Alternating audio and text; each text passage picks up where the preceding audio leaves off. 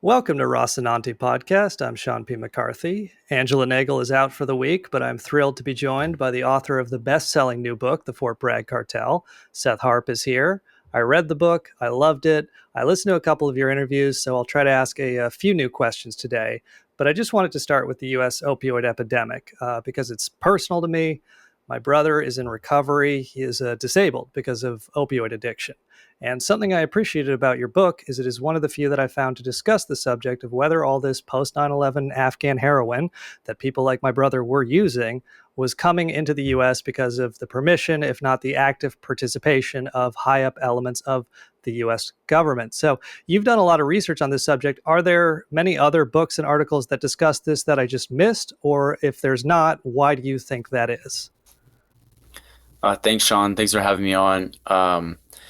I guess first of all, I'm sorry that your brother fell victim to substance abuse. I agree with you that we really need to interrogate the causes of the heroin crisis, which led directly to the fentanyl crisis. There have been many books, or there have been a fair number of books written on the subject. I was unable to find any that really talk about the link between Afghanistan and the heroin epidemic in the United States, which seems to me like a grave oversight. The one book I was able to track down and read on the subject was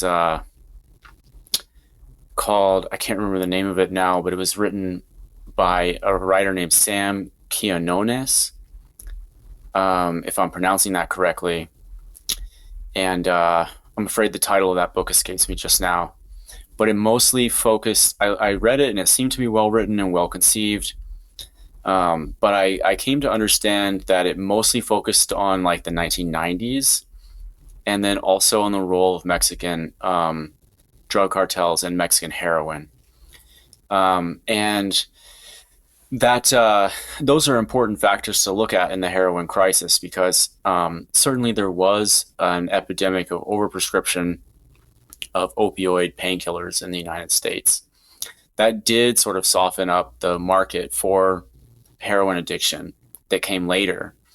It's also the case that the picture is slightly confounded because there were Mexican operations that were expanding rapidly in the early 2000s, or in the late 1990s and early 2000s, to grow and produce heroin in Mexican states like Michoacan and Guerrero, and also there was a growth of Mexican distribution networks in the United States, all of which his book focuses on. But really, it wasn't until like the mid aughts that the Afghan heroin started to flood the United States and totally dominated the supply, much more Afghan heroin than Mexican heroin. And that element of the story, to my knowledge, it's never really been adequately examined. Was the book Dreamland? Exactly. Thank you. Yeah. Yeah. Uh, yeah, and so something I noticed about your book was how common it was for the people you interviewed, including the ones that are extremely knowledgeable about the subject, to kind of to assume that the U.S. government or U.S. police, U.S. military had some role in either facilitating or allowing the flood of opioids into the United States. You quote the now deceased DEA analyst Carl Culberson talking to Freddie Wayne Huff, who's an important character in your book, saying that essentially he's wasting his time doing drug busts because, quote, they want it here. They want it here, meaning the U.S. government wants the drugs here. Do you find that there is more of a resistance to this idea among journalists and academics than both like the general public and people in the know? What I can tell you is that there is overwhelming proof that it's totally incontrovertible that the U.S. government, the whole of the U.S. government, but specifically the military, State Department, and the CIA, created, funded, armed, and protected the world's biggest drug cartel for 20 years in Afghanistan, which was the Afghan client state led by Hamid Karzai initially and later by Ashraf Ghani.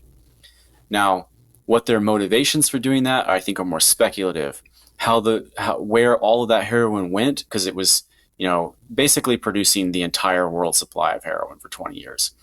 Other countries, as I said, did produce some, but Afghanistan was producing 1,000 metric tons of pure heroin per year. in the number one place. Number two, in a far distant second place, Mexico was producing 50 metric tons. And no other countries even came close. So why they stood up this or the motives behind it, as I'm saying, matter of speculation, but their direct complicity in it is incontrovertible. Why now? Your question, sorry, was more about like journalists, and I don't know. I just can't speak for others. Um, there are some works that I can directly critique, particularly reporters who have tried to blame this phenomenon on the Taliban. Um, but why there's no interest in it, you're just not in a position really to say. I'm interested in it, and I found that a lot of readers are interested in it too. So there's that. Well, something I noticed is that when I would talk about this Afghan heroin, I would sometimes online, I would hear people reflexively say, oh, that Afghanistan heroin, it's mostly going to Europe. And it was because of you that I learned that this came from a DEA statistic that people were just repeating. And I believe you were the first one to find this. Could you just briefly explain like how the DEA was cooking the books on all this? Sure. So the two things that you'll hear, from more establishment figures, writers, officials, intellectuals about when you bring up the subject of Afghan heroin is to say that to either to blame it on the Taliban or to say that none of it ever reached the United States. So it's unfortunate that it happened, but it really turned into Europe's problem, or for a problem for Russia and Australia and Pakistan and Iran, all the countries around Afghanistan, as well as Canada. Every country in the world it's acknowledged that the majority of their heroin came from Afghanistan. But we're told by the DEA that only 1% of heroin in the United States comes from Afghanistan. And I found that many media outlets, to the extent that this subject came up during the course of the war in Afghanistan, would cite this as a way to basically to reassure audiences that, yeah, it's bad what's going on, but don't worry, none of it's coming here. But that proposition seemed very counterintuitive because you're talking about the world's largest producer of drugs, which is Afghanistan, and the world's largest consumer of drugs, which is the United States. And one controls the other. The US controls Afghanistan. And you're telling me that no drugs are going from one to the other? That defies credulity. So I spent a lot of time digging into the basis of that DEA claim. And I get really into the weeds of it in my book. But suffice it to say, it's completely untenable. It's riddled with assumptions that can't be maintained. And their means of determining the geographic origin of heroin in the United States are so limited by selection bias that they're basically meaningless. If you'd like to, I can go into those weeds now, but it is a technical discussion. That's all right. People need to buy the book. So Yeah, if yeah. they want it, but Let, let me yeah, go ahead.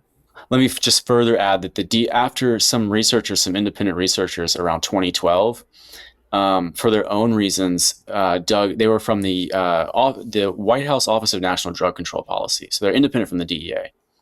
They actually dug into this subject in 2012 and released a paper that, for purely technical and mathematical reasons, called into question the DEA's assertions on exactly this point, the geographic origin of heroin in the United States. And I noticed that ever since that paper was published, the DEA has not repeated that 1% statement. Ever since the White House Office of National Drug Control Policy published a paper saying that had to be a bogus figure. Hmm.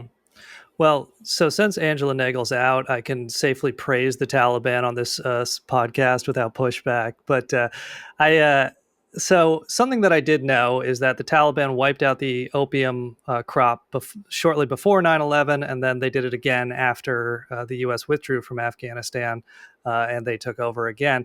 But something I didn't know until I read your book and then read a little more about it is that they also, because of this drug cartel that the U.S. had set up in Afghanistan, Afghanistan had the highest rate of addiction in the world. And the Taliban set up these 45-day mandatory rehabs where they would take addicts, they would put them in these facilities, they would shave them, they would clean their clothes, they would bathe them, they would feed them, and just say, okay, after 45 days clean, you can leave again. I have friends in the U.S. who like want to get into rehab. it can be either a giant waiting list or 10,000, 20,000 US dollars out of pocket. It's just kind of crazy to me that, the Taliban in one of the poorest countries on earth, with all those hundreds of billions of dollars we spent, the US spent, why couldn't we have done rehab there or here for that matter? I mean, the Taliban method of doing it is just to go around and round up addicts, and just like you said, just force them. It's involuntary. They're involuntarily committed. Actually, trying to do that in the U.S. would run afoul of a whole host of legal problems. We We're just not not set up lawyers for. here. Well, I guess you are a But lawyer. All right. yeah, but I do think that it would be preferable to putting people in prison for drug use, and the way we're doing it now, either just letting fentanyl zombies languish on street corners, just completely destroyed of their humanity, um, or imprisoning people for possessing or for selling drugs. That's like the worst of all worlds. So I'm not here to commend or praise the Taliban I am. for their policies, but it's hard not to sympathize with them in this regard, and it's hard to say that what they're doing to ameliorate Afghanistan's incredible addiction problem, isn't advisable. And also, it seems to be successful from what I've heard. Well, there's an interesting parallel. After the communists took over China, they also had a very horrific or a very widespread opium addiction problem. And the communist method was similar. There were mandatory rehabs. There were, some executions of drug dealers and this type of thing that the right wing loves to celebrate. But I think the most important thing was just the financial basis of the drug system. I mean, these London, for example, is according to the journalist who wrote who wrote 000, uh, is the money laundering capital of the world. Like, I was so confused why the BBC and the respectable British press were so angry about the Biden pullout of Afghanistan. And I think the easiest explanation is that a large part of the London financial sector a lot of their profits come from washing drug money.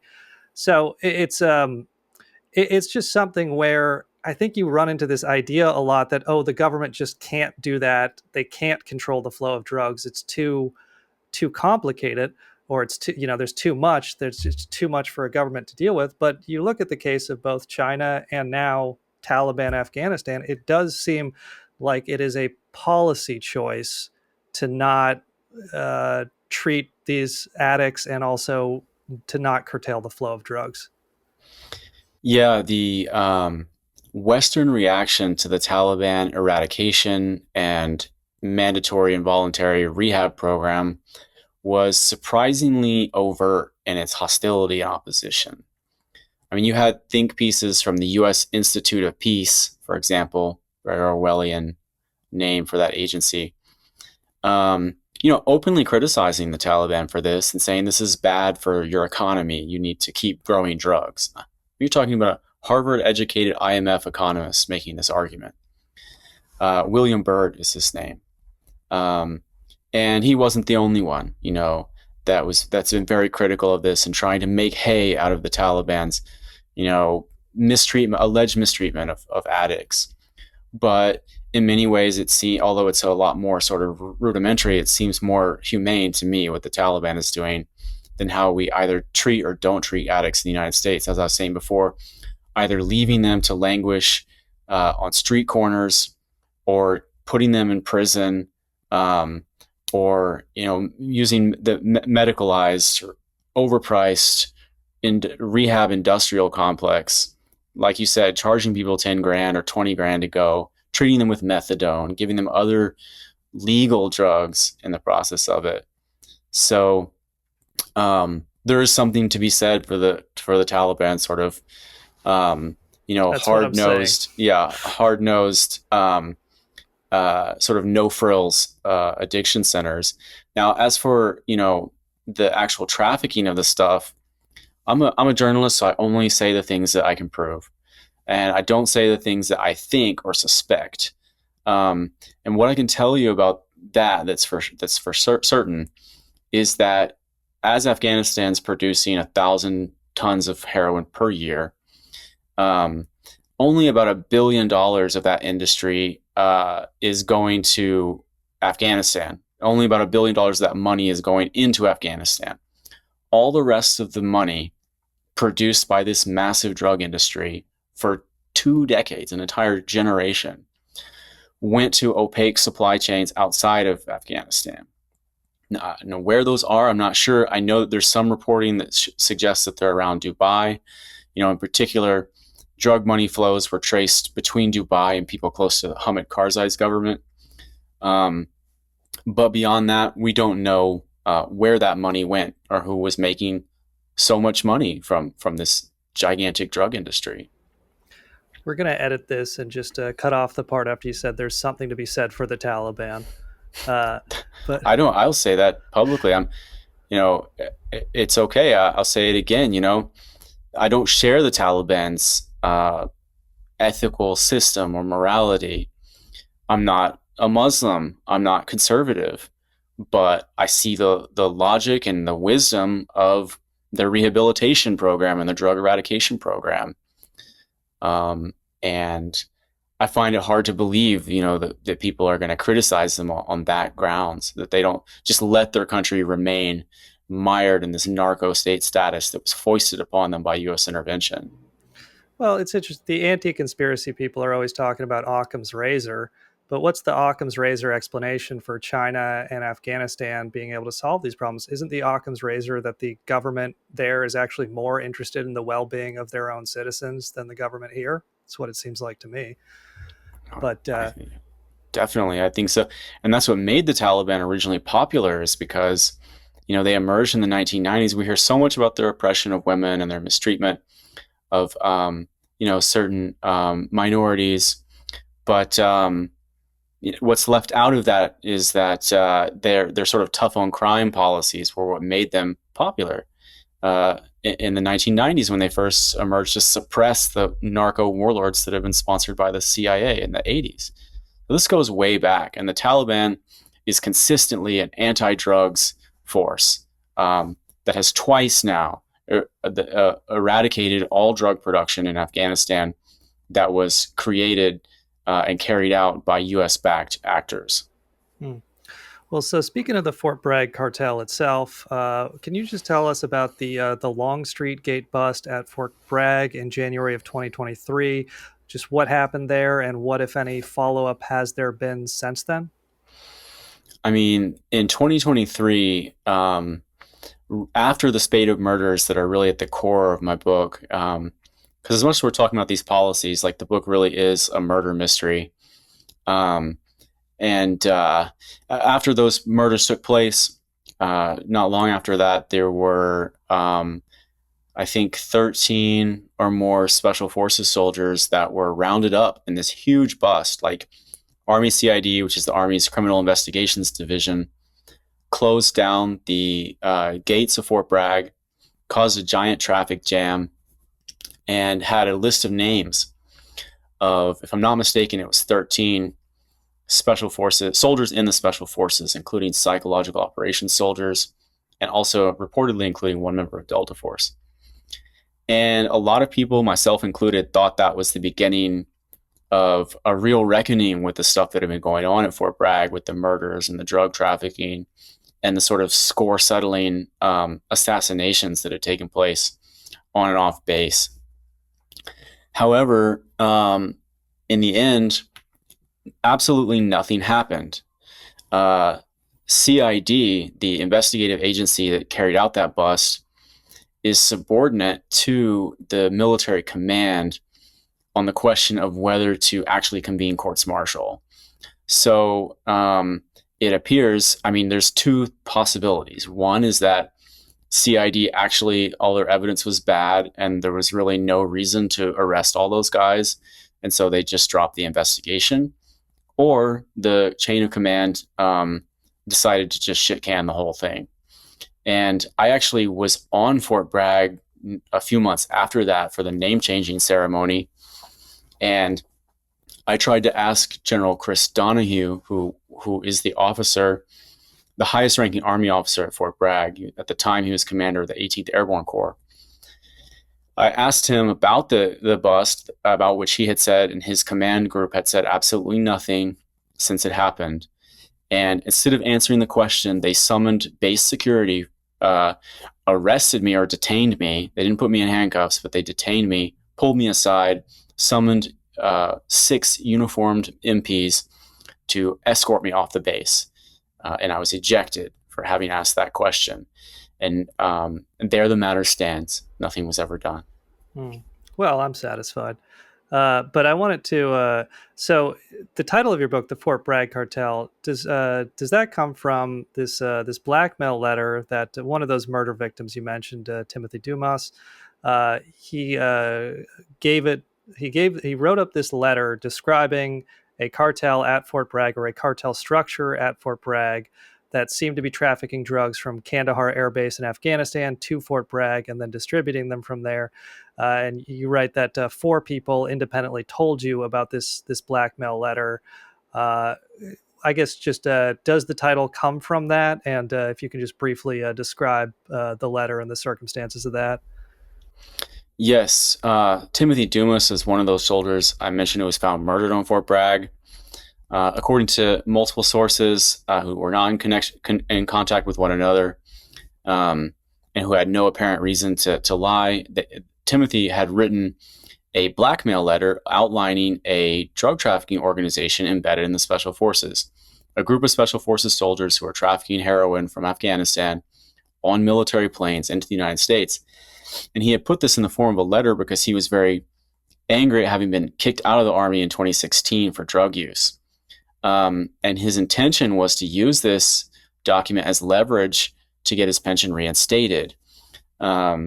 And his son told me that he believes that Dumas was murdered by actors, within the military or someone who was named in that letter, in order to prevent his father from, exposing the truth about it.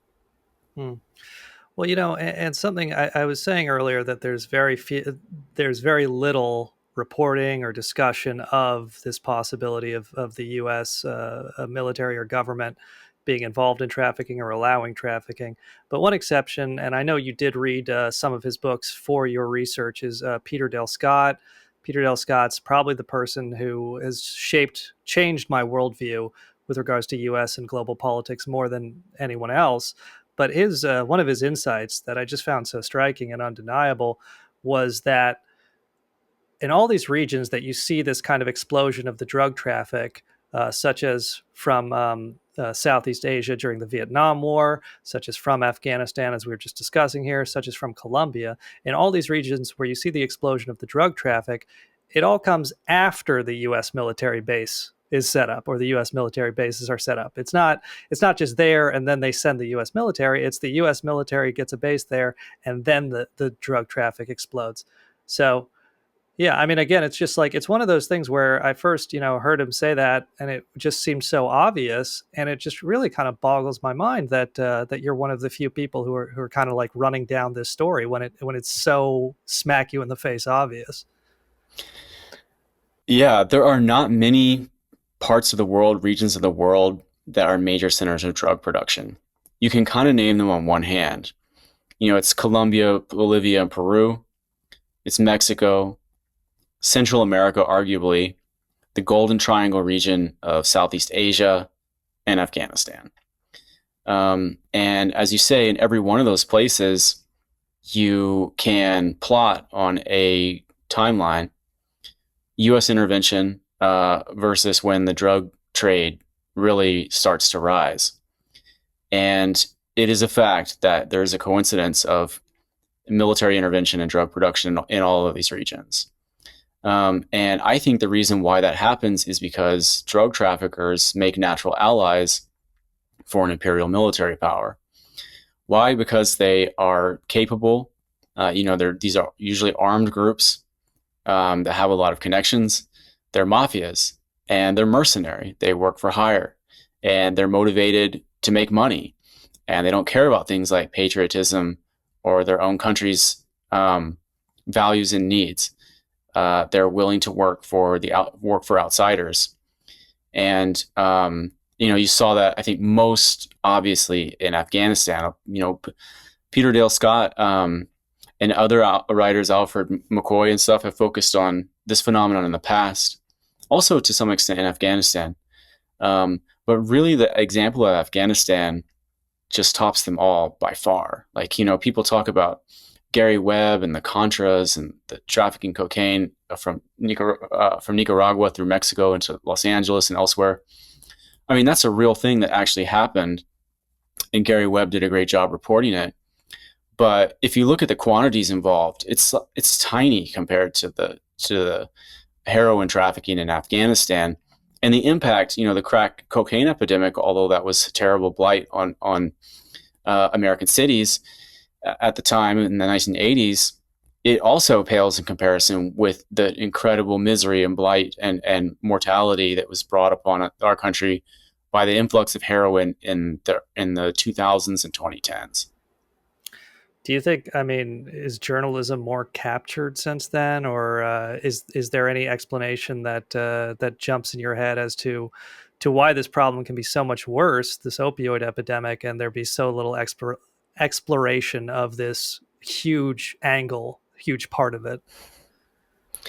I mean, one potential explanation is that reporters just don't have the chops to challenge the falsehoods when they're told it's the Taliban that's doing this, but don't worry, none of it's coming to the U.S. It's just that easy to lie to their faces, and they won't even, try to look what's behind those assertions or call them into question. I would hope that's not true, but honestly, like, it's just too speculative for me to get into.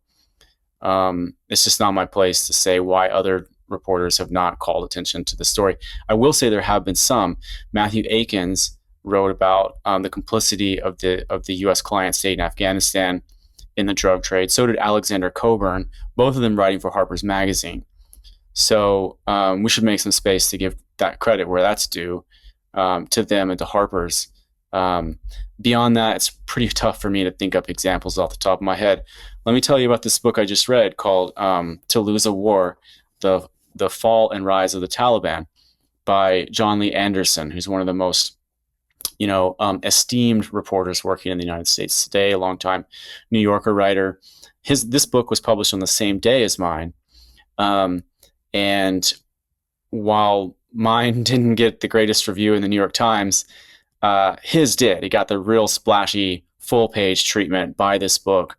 This is essential reading on the war in Afghanistan, etc. So I bought it, read it. I was very interested to see what he would say about the opium wars over there, the drug wars over there. He's too good of a reporter to just ignore it completely. It was too important for events to just be ignored entirely. But he very, very artfully presents it as exactly what I'm saying. Like, it was a murky, opaque funding source for the Taliban. And I went through his book with a pencil looking for what are the load-bearing parts of this? Where exactly does he tie the Taliban to this industry? Because I put out a lot of effort to do exactly that. In fact, I didn't work with a lot of research assistants, but I did hire one to help me on this question. I told her, your job is to prove me wrong. Find one Taliban figure who's a named actual person, where I can see this person's name, I can see a picture of them, I can understand who they are in the Taliban movement and what the proof is that they were involved in the drug industry. And she was able to come up with two names. But ultimately, I found that those guys were actually CIA assets, that they have been like double agents, basically, and that they weren't really part of the Taliban. They were like weird sort of intermediary free agents working in Afghanistan, but the idea that they could be the ones to pin this on totally undermined by the fact that they were for sure paid assets of the CIA. That comes from Saigar, Special Inspector General for Afghan Reconstruction, called out both of those guys. I think one was named Juma Khan, and the other one, his name escapes me right now, but in Saigar's 2018 report on counter narcotics, they were identified and outed, in fact, as CIA assets. So back to John Lee Anderson's book, I'm looking through that and say, where are you getting this? Why are you able to say this with a straight face? And found that in every case, the assertion was based on, one, an Afghan an anonymous Afghan intelligence official or an anonymous U.S. intelligence official. And I know other reporters will disagree with me, but I find those assertions, when they're sourced in that way, to be entirely without journalistic merit. If you can't name the person and they work in intelligence, I don't care what they said. Whatever they say, I just assume it's a lie. Hmm. Yeah, so that's just one example. Well, and it's interesting what you're saying there about the Taliban and being blamed for the drug trafficking. That does fit into a pattern where in Nicaragua the Sandinistas were blamed for the drug traffic, and of course it was the Contras. And then in Colombia, the FARC were blamed for the drug traffic, and of course it was primarily the Colombian military, the Colombian government, which the U.S. supported side was actually doing the drug trafficking, while the opposition to the U.S. side was being blamed for the drug trafficking. And again, this is speculation, but you do talk in the book about Delta Force signature reduction, how they kind of plant stories, how this is a big part of intelligence operations. I mean, that's the way it rings to me as a speculating non-journalist. Is it rings to me like, oh, this is all just kind of disinfo put in the media to blame the people opposing the drug traffickers for for opposing the drug traffickers. Yeah, yeah. Well, I can see why you would think that. Or, I don't know exactly how it was seeded across the media, but I do know that it was official U.S. government line for 20 years. Hmm. So just kind of move. Oh, actually, though, I do have one more question. I know that you were deployed to Iraq. I'm just curious. Was drug use and addiction among soldiers in Iraq was that much of an issue, or was that more confined to Afghanistan? Because I know soldiers, U.S. soldiers in Afghanistan, some of them did use and become addicted to heroin. I really did not see that in my time in the military. I was very young when I went to Iraq. It was in 2004 and five. Um, and I did not see that. But as I write in the book, the both the anecdotal and the actual hard evidence of rising drug use in the special forces really began in President Obama's second term. So from 2012 on is where I really start to track a lot of hard drug use, particularly in the special forces and the Green Berets, and also the Navy SEALs. And also I was a conventional regular Army soldier. I wasn't in the special forces, so I never saw any of it firsthand. No, I mean we would be lucky if we could buy some bootleg whiskey, from some Iraqi vendor or what have you. That was as far as we ever took it. Hmm. So I'm just curious, do you, in writing a book like this, do you worry about kind of the Scorsese Goodfellas problem in that even when you're honest about an organization like Delta Force, some people are just going to think it's awesome?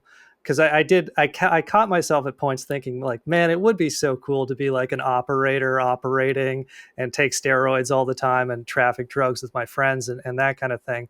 But I'm just worried, like, because you're very honest. You're not like you're not a bomb thrower. You're just kind of you tell the truth, and I think that's all you can really do. But I do just wonder if it ever kind of crosses your mind or worries you that people might take the wrong message or glorify what's in this book. Yeah, I know what you mean. I'd never heard that, the Scorsese problem. I often think about Beavis and Butthead, how that was like a cartoon that was made by Mike Judge to, I think, communicate like his just contempt for awful teenage boys. But then all of the awful teenage boys in the world just thought it was so cool and wanted to be like Beavis and Butthead. So, are they gonna? I don't know. Is anyone gonna look at this and think, "Oh, it's awesome to be drug trafficking operator, like killing people"? I think you would have to be a real psychopath to want to be like Billy Levine. I don't know if we've mentioned him yet, but he's a central character in the book. And what I can say is that, being someone like that is a life of suffering and unhappiness. These guys are not having a good time. Early in his career, Billy Levine was having fun, kicking ass and taking names, kicking down doors and shooting people, and getting high and getting drunk afterwards. But it didn't last long. Someone recently sent me, I talk in the book about a memoir that Levine had been working on. And I never read it before a few days ago. Someone that he went to rehab with in Texas actually had a copy and sent it to me. And I was able to read in his own words his own account, firsthand account of his downward spiral. And it's nothing but unhappiness and misery and suffering and brutality and pain, emotional pain, physical pain. It sucks to be addicted to drugs. It's not a good way to live. And unless you are like the 0.1% of the population that is a true psychopath, killing people is not fun either. It catches up to you once you've done it a few times. And you start thinking seriously about it when you're haunted in your dreams by little details of certain scenes that you witnessed. The look in a guy's eyes while he's dying right in front of you, like you are not going to be able to withstand the psychological effects of that. And Billy Levine certainly didn't. It totally destroyed him as a human being. Mm. Well, obviously, as much as I might, as much as I might pretend to be an alpha male or whatever, I've never been involved in anything like that or violence at all. So of course, it's from the outside looking in, the part of your male psyche does kind of does get drawn to these sorts of figures. Like, have you seen the movie Sicario? Mm-hmm. Like the first one is like one of my favorite movies of the decade, and I think it's or the 2010s. It's so, to me, it's so straightforwardly clear about how horrible this all is, but it's just it kind of boggles my mind where on the internet I will see people, Trump talking about this insane war on quote unquote Mexican drug cartels. And then you'll see these right wing accounts posting Sicario clips being like, this is so awesome. This is what we're going to do to the cartels now. And it's just like the entire message of at least the first one is no, this is horrible. This doesn't lead anywhere but a cycle of violence. But people can still just kind of see operators operating, and it's just so cool and sick that that's all they kind of take away from it. Yeah, I mean that's the internet, and you can be sure that the guys posting like that, they haven't really had to come face to face with the reality of violence in their real lives. If they had, they would almost certainly be more circumspect about it. Um, and you see that in lots of ways. And one of the ways that manifests in our society is that combat veterans are among the most reliable anti-war demographics in the United States. If you poll veterans, they say these wars were not worth it. The wars were based on lies, and we do not have more wars. That's the guys who have actually served. And the people you're talking about, bloodthirsty couch potatoes cheering for this type of stuff, it's because maybe they've had challenges in their lives, but like physically, the physical reality of it has been very safe and soft. They haven't had real pain inflicted on them, and they haven't seen it firsthand. Because if they did, they would speak a lot more softly, I think. Mm. Well, something that's not in the book, but that I know you discovered in the course of researching for this book is, could you just tell us about Iowa Senator Joni Ernst and her hands-on support for the Special Forces community? I mean, thinking just quickly going through my mind about libel law. So she's a public figure, and I can only libel her if I know for a fact that what I'm saying is not true. So I can tell you very openly what I learned about Senator Ernst.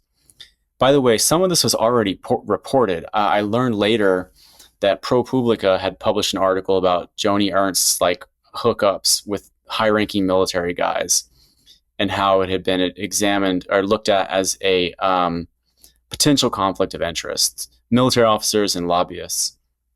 But while I was reporting the book, I interviewed a woman whose husband was a Special Forces soldier who was wounded severely and went to Walter Reed Hospital. And according to this woman, Senator Ernst, who was often at Walter Reed to show her support for wounded warriors, actually hooked up with her husband, had a sexual relationship with her wounded husband while she was a sitting U.S. senator, and that this ended not only this woman's marriage, but also contributed to the dissolution of Senator Ernst's marriage with her husband, whose name it escapes me right now. Gail, in fact, his name is Gail Ernst. He divorced her for infidelity around this time. So the allegation to me seemed. Oh, also this woman showed me text messages that she had with Gail Ernst, where they're confiding in one another and talking about what happened. So the allegation was totally credible. That said, I didn't include it in the book just because it wasn't directly related to the topic. Yeah, I mean, I guess when you're a sitting senator, you can't really use the apps, so you got to go cruising at Walter Reed. That is so fucking weird. I'm sorry. I just struggle to understand that. But she's a weird, weird lady. I don't know if you know anything else about her, but she's a real oddball. Very little. I mean, yeah, it just, you want your anonymous glory hole kind of bathroom sex or whatever. So I guess you just go to the wounded veterans at Walter Reed. I mean, we're wound. I mean, excuse me. Republican members of Congress are some of the kinkiest people in the entire United States at this point. Like, there's so many weird, strange, and bizarre sexual escapades that some of them get into. Typically, it's congresspersons like Matt Gaetz or whatever. But yeah, some of them are in the Senate too. Yeah, well, I mean, Madison Cawthorn had his career destroyed for alleging that I guess some high up Republican people were inviting him to come do cocaine and swing with them. And he's never identified who these people were. But I mean, in this case, I do believe him. So do I, yeah. But anyways, so just kind of a personal interest of mine that you may or may not have theories or have come across anything regarding. But just I'm wondering, researching this book and spending so much time looking into the U.S. Special Forces, did you come across anything or develop any theories regarding the murder of Pat Tillman? Officially, Pat Tillman was killed by accidental friendly fire in Afghanistan in April 2004. But two things I've heard are that at the time of his death, he was a ranger. At the time of his death, two unknown soldiers were attached to his ranger unit. And the speculation or the rumor has been repeated in a couple, articles and such. The speculation is that these two unknown soldiers were Delta Force. And then the other thing that I've heard is that the general U.S. Special Forces community hates Pat Tillman, which I'm not really sure why or if that's even true. But do you have any views on any of that, or just the Pat Tillman case generally? It really didn't come up in my research for this book. It's a little that took place pretty early on. Like, wasn't that 2002? 2004. Four, okay. So still really early on. My book mostly focuses on the latter half of the Obama administration, Trump, Biden admins. And also being in the Ranger Regiment. I was really looking at Delta Force rather than the Rangers. However, Pat Tillman and the story of Pat Tillman was something that I was well aware of my whole life because he was in the army. He joined the army around the same time as I did. He's this big NFL star, really handsome guy who gave up $1 million career to join the army, and so he became the Army's number one, the face of the U.S. Army and the face of American patriotism for a while. But this threatened to turn into a real public relations liability for the military because Pat Tillman, once he got to Afghanistan, started to have second thoughts about what was going on there, and he actually came to the conclusion that this was wrong. And in fact, I believe he was in correspondence with Noam Chomsky while he was still deployed and was talking to his family about potentially speaking out against the war and some of the things that he was learning about it. And then he was killed. And initially, I think what really leads to all the so-called conspiracy theories is the fact that the military lied about how he was killed and said that it was a result of enemy action. And it wasn't until, and there was directly covered up the fact that it was friendly fire. General Stanley McChrystal, who I talk about extensively in the book, was instrumental in covering up the true causes of Pat Tillman's death. And when it came out that it was friendly fire, people, it's not a huge inductive leap for people to say, well, you guys, are you sure you guys didn't take this guy out yourself? Because he was about to turn into the biggest public relations liability for the Army imaginable. But I have never, in the years since then, I've never seen any more proof of that. I thought that what you just said about two unknown soldiers being attached to his unit and being Delta, I'd never heard that before. That's new to me. I can say that like seconding Delta operators to units like that happens all the time. So that part of it I can understand. Um, but can you let me ask you this: wasn't the shooter identified at a certain point? The guy who Basically, actually, yeah.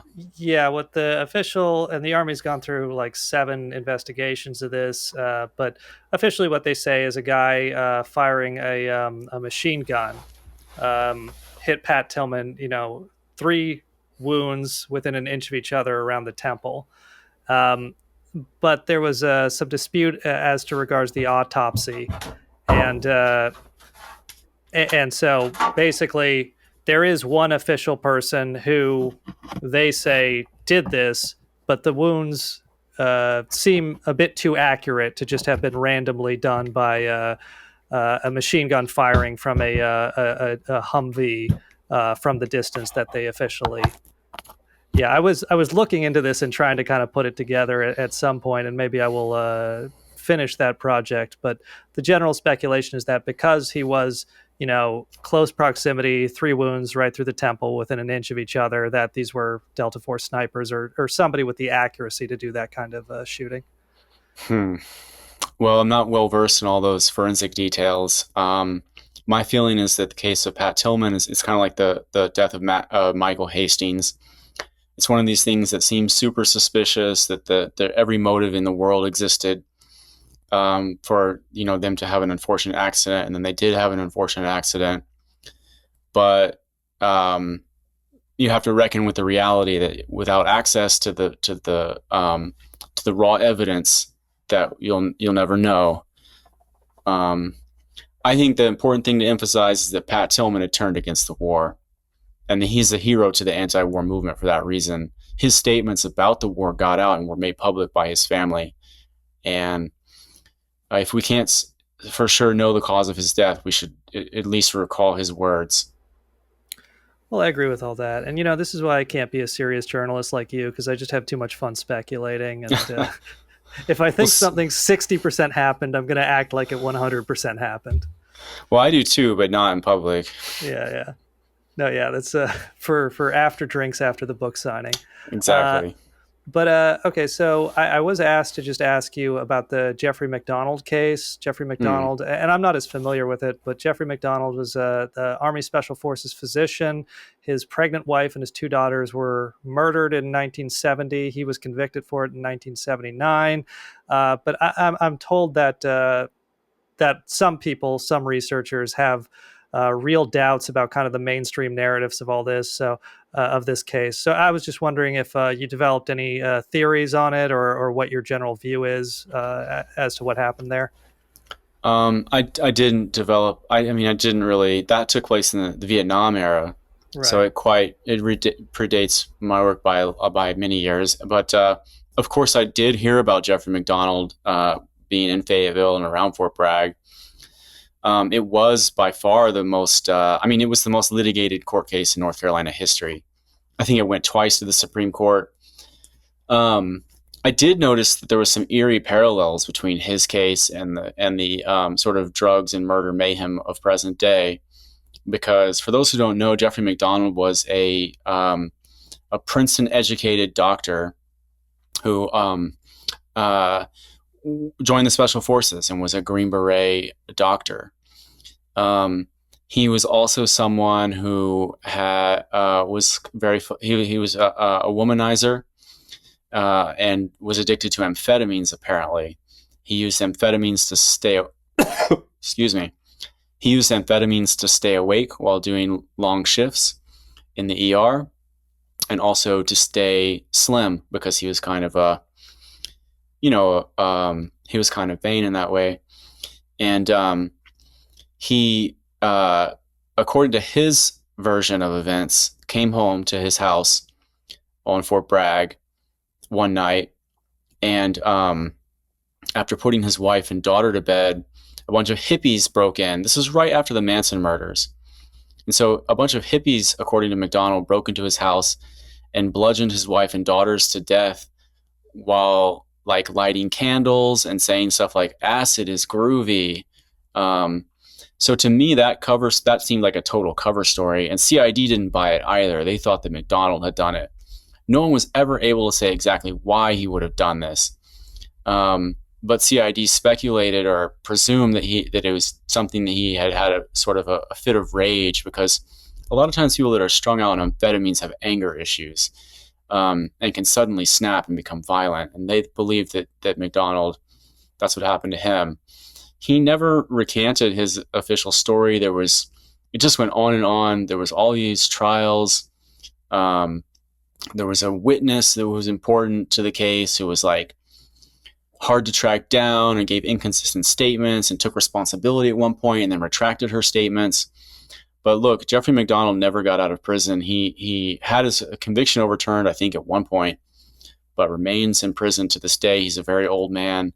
Um, and in my view, probably justice was served in that case. But it is interesting to look at the weird amphetamines, LSD, murder stuff happening all those years ago, and then to see it continuing to happen today for Mm. Bragg. And so, in your book, you mentioned Delta Force was at the siege of the Branch Davidian complex in Waco, Texas, in 1993. But I just know from your Twitter, you also just for space or editing purposes, you cut a page about Timothy McVeigh also being there. Would you be able to just briefly mention that story and what, if anything, you think it means? Um, yeah, Delta was at the siege of the Branch Davidian compound in Waco, and actually came under pretty sustained suspicion for having played a key role in setting that compound on fire through overly aggressive tactics.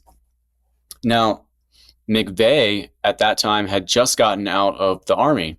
He was an Army infantryman who had served in Desert Storm, one of the few who had actually been in combat in Desert Storm. And he we know he was there because a reporter interviewed him before. Of course, he was famous or well known as a domestic terrorist. And there's like a newspaper article where this young man, Timothy McVeigh, is like out there. He's there passing out anti-government literature and saying that the military shouldn't be used as a police force, etc. Now, the interesting connection is that a letter that McVeigh wrote to his sister Jennifer, which was published in the New York Times. In this letter, McVeigh says that he went to Special Forces training at Fort Bragg, which is true. We know he did that, and then he didn't complete the selection. According to this letter, he dropped out of selection and was approached informally by a colonel who told him that he could belong to a off the books operations cell in the United States, and that there was something about drugs and Fort Bragg. Oh, he wrote to his sister. He said that the basic nature of this conspiracy that he was recruited into was to traffic drugs into the United States through Fort Bragg in order to fund off the books covert operations. One thing to keep in mind is that when he wrote that, we talked about Gary Webb earlier. Gary Webb had not published Dark Alliance at that time. So you might think that, just like I was saying about Jeffrey McDonald sort of channeling the Manson murders as like his cover story for that murder, you might suspect that Timothy McVeigh was doing the same, but actually the timeline was reversed. He couldn't have been. And at that time, allegations of like U.S. military and CIA drug trafficking were not nearly as current. So it's very strange that he made that allegation to his sister. Now, I don't know if you want to believe that. I'm ambivalent about whether or not to credit, because McVeigh was someone who was mentally disturbed in certain ways. Very clearly, in many cases, he's on the record as saying things that we know are lies. But nevertheless, the idea that he was able to pick up somehow on this possibility or this idea that Fort Bragg was being used as a transit point for drug smuggling, to me was interesting just for that reason in its own right. Hmm. Well, I just have a couple more questions for you.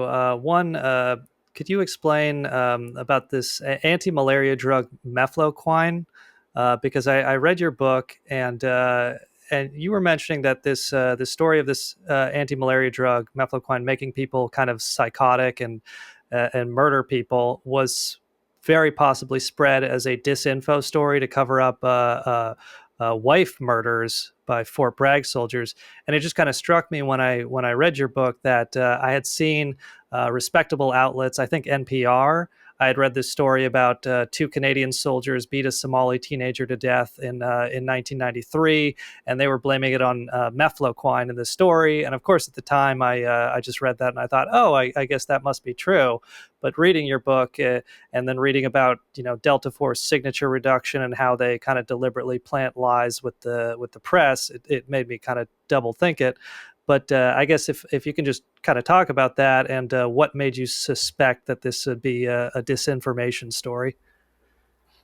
Um, so in the summer of 2002, uh, four Army soldiers, four Fort Bragg soldiers, um, three of whom were Green Berets just back from Afghanistan, and one of whom was a Delta Force soldier who had just come back from Afghanistan, murdered their wives in a span of like 4 weeks.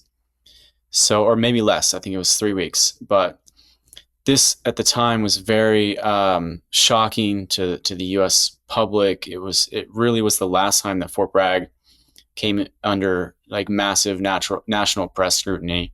Was this rash of wife killings, and I don't think it's speculation to say that the Mafloquin cover story was seeded. I think that you can say it for a fact it was, because I tried to track those allegations down. Actually, when I was deploying to Iraq early on, I remember that they gave us Mafloquin, and it came with like some weird disclaimer that just left everyone super confused. But people talked about like, oh, don't take that shit, man. That can fuck you up, whatever. Um, so it created all of this vague cloud around this medication.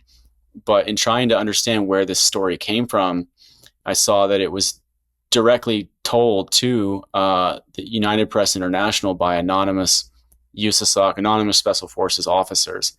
They straight up told these wire service reporters that the reasons that these men had gone crazy and killed their wives was because of the side effects of this malaria medication. And all of it comes from Fort Bragg Army officers speaking to the press. Like, there's no independent science around this. There's not like scientists who make this claim about Mafloquin. There's no studies that show that Mafloquin has these criminogenic properties. It's actually preposterous on its face to imagine that a medication can turn you into a homicidal psycho. I don't know of any other medication that does that acts in such a subtle and direct way to turn you into a killer. It's much more likely that service in the special forces and service in wars like Afghanistan is linked to violence against women in all sorts of ways, and the training, the experience of trauma, the way that training elicits aggression and makes you into a more aggressive person, more willing and able to kill. I mean, that's obviously the story of what happened that summer. But the whole thing was entirely obscured by this Mafloquin cover story, which is repeated not just by NPR, but every single publication in the United States, from New York Times, Washington Post, LA Times, you name it. International papers all picked up on the same story and ran with it, that this crazy malaria drug made these soldiers lose their minds and kill their wives. And I think that's one of the most signal examples of psychological operations that the special forces have pulled off in the past few decades. Well, my last question for you, it's kind of in two parts, but the first is just, can an organization like Delta Force be reformed, or does it have to be abolished? And it's interesting, reading your book, you talk about how Delta Force was set up in 1980 to subvert congressional oversight requirements of the CIA. So I used to think, oh, in a perfect world, we'd just repeal the 1948 National Security Act and get rid of the CIA, get rid of the NSA. But it seems like a lot of their work has already been outsourced to JSOC and Delta Force. So that'd be the first part, is like, can it be reformed or not? And then the second part would be, do you worry about an organization like Delta Force just taking over the U.S. state? It's just an interesting thing that Peter Dale Scott wrote about. He writes about the condottieri, My Italian is no good, but these mercenaries that were hired to fight for the Renaissance Italian city states. And of course, first they're just paid to do the killing over, elsewhere on their behalf. And then eventually they realize, well, what do we need these people with the money for? We can just rule directly. And I believe he was writing about this in the context of Blackwater and some of these mercenary groups.